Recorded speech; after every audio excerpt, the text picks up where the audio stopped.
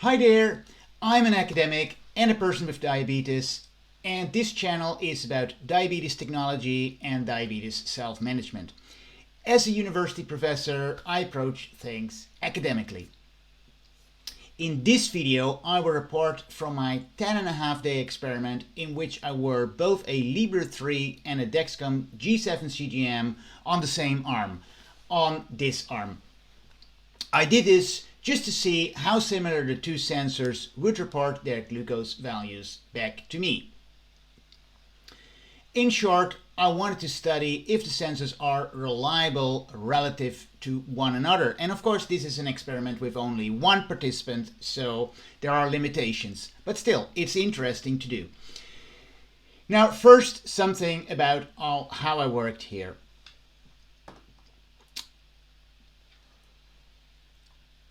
I had two sensors, of course. I've used the Dexcom G7 and Libre 3 both in the past, and I know them well. I personally think they are both the top models on the CGM market, but still, I also think it's worth to compare these two top models to one another. Just like you probably do when you buy a top car. These two here are both top models. Still, you want to know which of these two is better. Or maybe whether there's not much of a difference. That seems a fair question, especially if these are cars or CGMs that you rely on all day. Now, I think there are important differences between the G7 and the Libre 3. So please watch until the end of the video to find out what they are and what the context is. Let me first tell you a little bit on how I worked in this experiment. As I said, I used the Libre 3 and a Dexcom G7 and I put them both on my right arm. As you can see in this picture. As you can also see, for this experiment, I did not use the overpatch the G7 actually comes with in the box.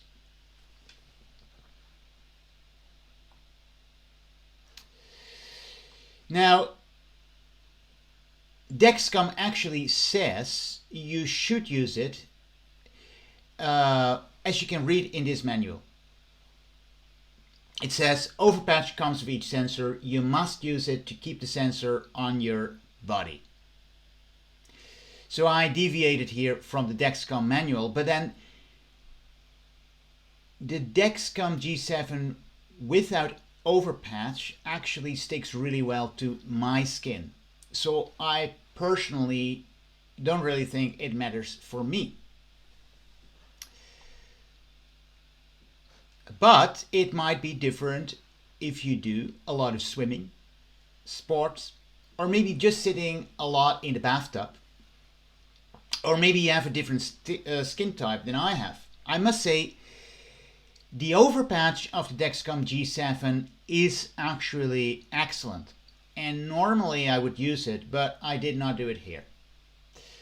Also, I should say that I installed the Libre 3 app and the Dexcom G7 app, so the official apps, on my Samsung A52 mobile phone. Not that that matters much, but I just thought I should mention that.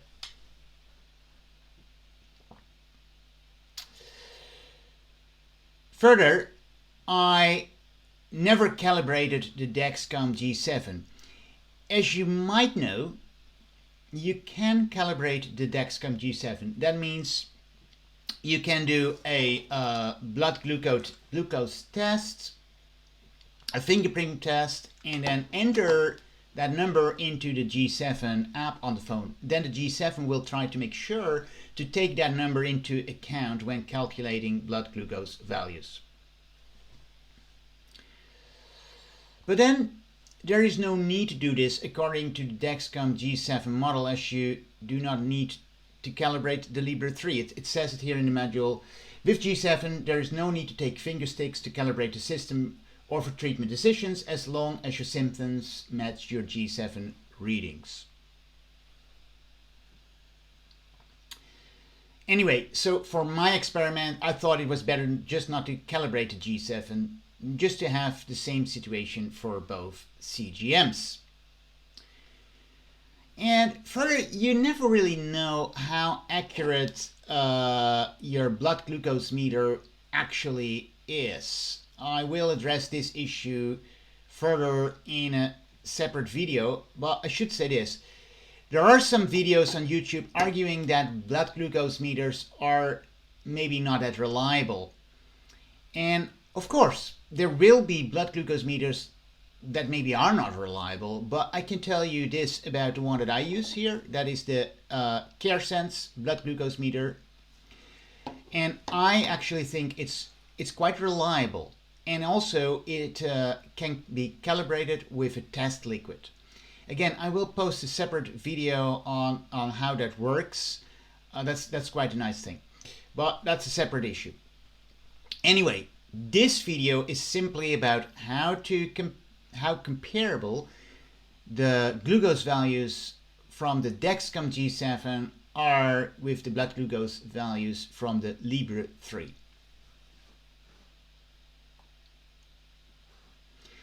So, let's dive into the statistics.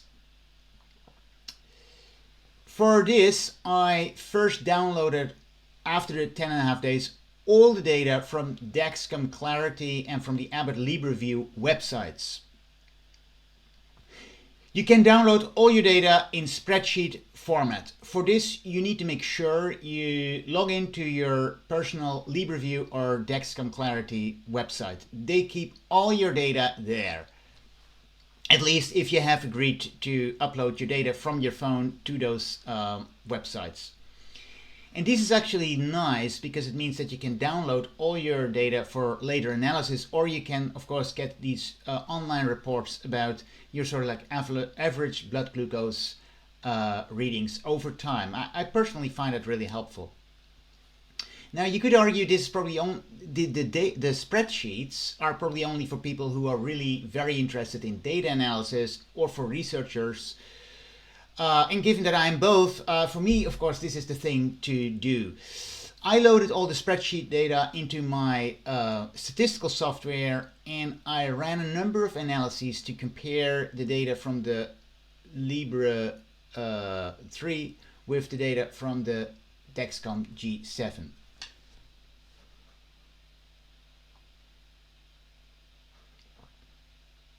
Okay, as you know, the Dexcom G7 lasts 10.5 days. So this experiment lasts 10.5 days. In total, I had just over 3,000 glucose values from the 10.5 days from each of the CGMs. And that is because you get one glucose value for every 5 minutes in this data file. So in the spreadsheets that you can download, you get one glucose value for every 5 minutes.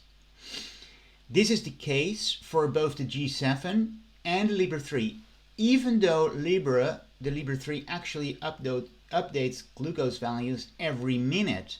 For the data spreadsheet, they give you what they call the historical glucose data for every 5 minutes. They provide some more data in the spreadsheet, but it's not entirely clear to me how and why they do that. And I emailed them about it, but by the time of making this video, I haven't heard back yet, and that's only just a short while ago anyway. So, now in order to match the Libre 3 and Dexcom values, I had to make sure I had values for the same minute. So here on this slide, so you see, say imagine you have like data in 5-minute intervals, but the data from the Dexcom and the Libre, they don't necessarily line up so that you have values that you can compare perfectly in time. So I'll just want to show you quickly on how I dealt with that. So imagine here, so I have, say, data from the Dexcom G7 every 5 minutes. and then imagine I have data from the Libre 3 here, say in blue, also every 5 minutes, but they're not perfectly aligned with the data from the G7. So then you cannot directly compare these values because they're from different time points. So how do you actually deal with that? Well, that is statistically maybe not that difficult. So you can just sort of like extrapolate for, say, the blue line, the values that actually match up time-wise with the green data. So you would do something like this. I mean, that is statistically not very difficult to do. So I matched up all these points, and then I compared the resulting data sets. First, I will just report the deviation between the Dexcom and the Libre data set. For this, we can simply use the MART value that is normally used to compare a CGM with a blood glucose meter like this. MART, as you probably know, stands for mean absolute relative difference, and a lower MART value is a better value. For example, if the Libre 3 had a value of, say, 110 milligrams per deciliter and the Dexcom 3 had a value of 100 milligrams per deciliter, the difference would be, the MART difference would be, for this one value, exactly be 10%. So, but you would do this for all pairs of glucose values, and of course we have sort of like, you know, what did I say, 3,000 pairs. And then you calculate the MART. Now I said 3,000, it was around 3,000. And that might sound complicated or difficult to do, but actually once you have the software running, it's actually something that is really easy to do. And again, so for this MART, so this is not a MART between the glucose values and a blood glucose meter, but you compare two CGMs to one another. And then you can calculate what the sort of like deviation is between these two. And that's what I wanted to know. So I did that, and drum rolls. Okay, so the difference was the MART value of comparing them to one another was 7.2%. So that means that the Libre 3 is on average within 7.2% of the value of the Dexcom G7. And I would say actually that that actually is a really good value. Further, using my analysis, I could conclude that 90% of the time the difference was below 15% difference. And in daily life language, I would say that means that most of the time the difference was acceptable. What is important are situations where one of the CGMs would indicate a hypo, while, say, the other one suggests a relatively normal blood glucose value, say a value over, say, 81 or, say, over 4.5 millimoles per liter. Now, I calculated that for these two sensors, such situations occurred less than 1% of the time. Now, that it happened in the first place might partially be explained due to regular periods of exercise, which I do. And it's interesting to know that, for example, from this study here, we know that CGMs can be less accurate during periods of exercise. So if you're interested in, type in this title in Google. This is an open access paper that you might find interesting to read for yourself. So the bottom line conclusions for me are as follows. First, the G7 and Libre 3 give you pretty much the same values most of the time. For over half of the measures, the difference between the two was actually less than 6%. Second, it is really rare for one of the sensors to report a low glucose value while the other is far off. In short, neither of the two glucose meters are likely to miss hypos. Now,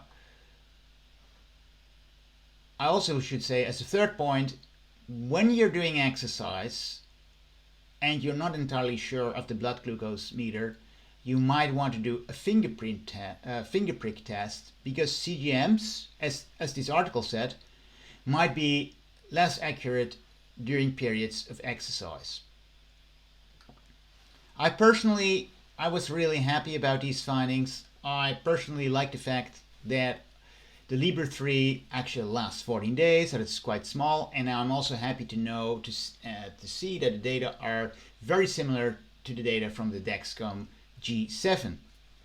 So now there's a next question, of course, and that is which CGM is actually better? I think this is the key question if you have a choice between the two. And my answer to this is this. I would say that both the Libre 3 and the G7, as I've said in other videos, they have unique benefits. And now we know that sort of like reliability, at least compared to one another, is maybe not something that you need to worry about. But so there are these benefits that are as follows. I would say personally, the Libre 3 is somewhat smaller than the G7. It lasts 3.5 days longer. And I personally find it slightly easier to insert in my arm. But then there is a flip side. The G7, I would say, and also I noticed that during these 10.5 days, has the far superior app. Particularly nice is that the app allows you to get in-depth insights in your current blood glucose, and it allows you to customize every aspect of the alarm system. Now, sure, the Libre 3 app also allows you to get these in-depth insights, but I still found the G7, for me personally, just giving me a somewhat better overview of the data. And these issues are really important for usability.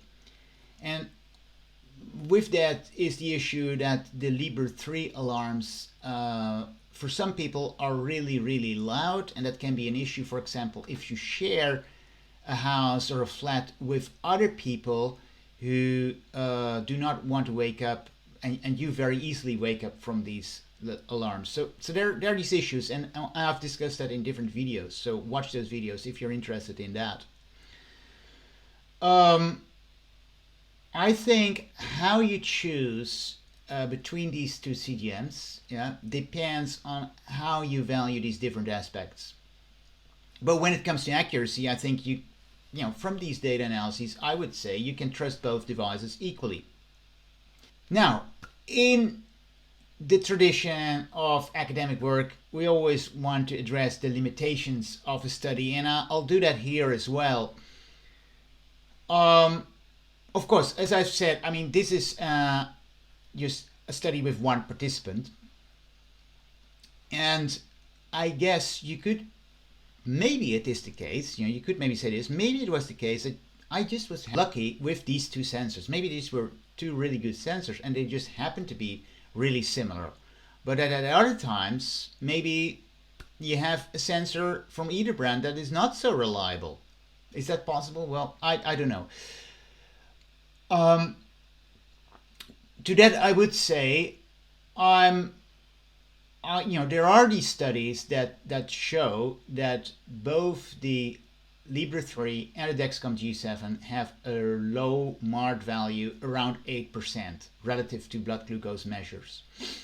So I think they are generally accurate devices. So in terms of limitations, yes, of course, this is sort of like a a little bit of case study, and it was fun to do, and I found it personally interesting. But of course, this is not a proper academic study that you could publish in a research journal, I would argue. Because for that, you would need more participants, or you would need to do it with one participant but repeat so many times. So you can argue about that.